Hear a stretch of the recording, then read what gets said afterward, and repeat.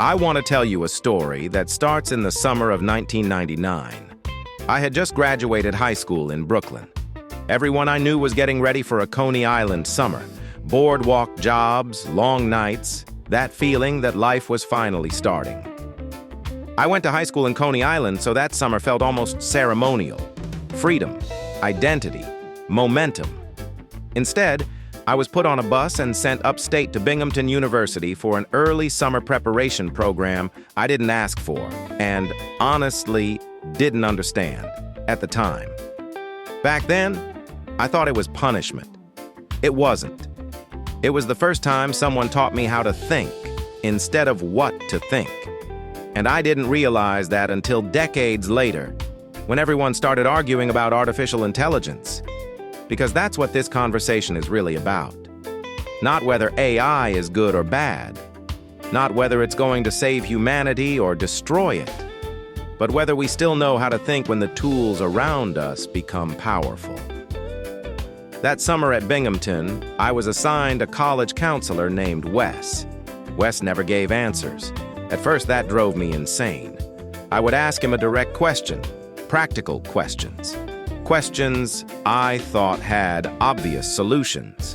And instead of answering, he would ask another question, or he would sit there quietly and wait. I had met people like that before. Teachers who thought being vague made them profound. Most of them just made me frustrated. But Wes was different. He wasn't avoiding the answer. He was forcing my brain to build it. Every time I left his office, my head hurt a little, but things made more sense. I just didn't know why yet. Years later, I realized what he was actually teaching me wasn't academic advice. It was cognitive thinking. How to sit with uncertainty without panicking. How to wrestle with not knowing long enough for clarity to form. That skill matters a lot right now. Because today we're watching schools, universities, companies, and parents panic about AI. They're afraid people will stop thinking. They're afraid creativity will disappear. They're afraid the next generation will outsource their minds. And here's the uncomfortable truth. That fear isn't wrong, but it's incomplete. Because tools have always created this divide. Some people use tools to replace effort. Others use tools to amplify thought. AI didn't invent that split. It exposed it. Let me ask you something, and don't answer it out loud. Just sit with it.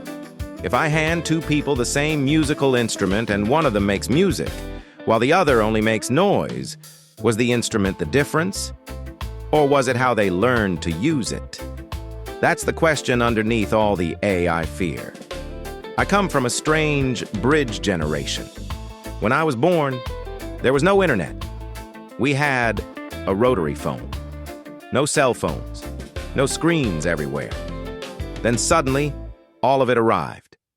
I had to learn how to adapt, how to choose, how to think my way through change instead of letting change think for me. When I got to Binghamton, there was another lesson happening quietly. The campus culture was deeply tied to IBM. Binghamton was one of the birthplaces of IBM, and the mentality was clear. Use IBM products. Think IBM thoughts stay inside the system. And then I had one very smart computer friend. His name was Giz. G-I-Z, pronounced like Gizmo. Giz was the guy who quietly leaned over one day and said, "You know, Apple is doing something different." At the time, that sounded risky, almost rebellious. IBM was the standard. Apple was the outlier. Now I look around my house and laugh. Because what do I own? Apple products everywhere. The lesson wasn't about brands. It was about choice, about not confusing the tool with the thinking behind it. That's how I see AI. AI isn't your mind. It's your instrument. A harmonica in the hands of someone who understands music can reveal something beautiful. In the hands of someone who doesn't, it just makes noise.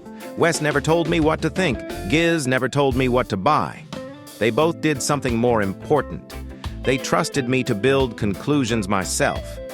That's the skill AI is going to amplify, not replace. So here's the real question, and it's not a scary one. What will you do with AI in 2026? Will it think for you? Or will it help you think further than you could on your own? Because that choice isn't coming in the future. You're already making it. Every single day.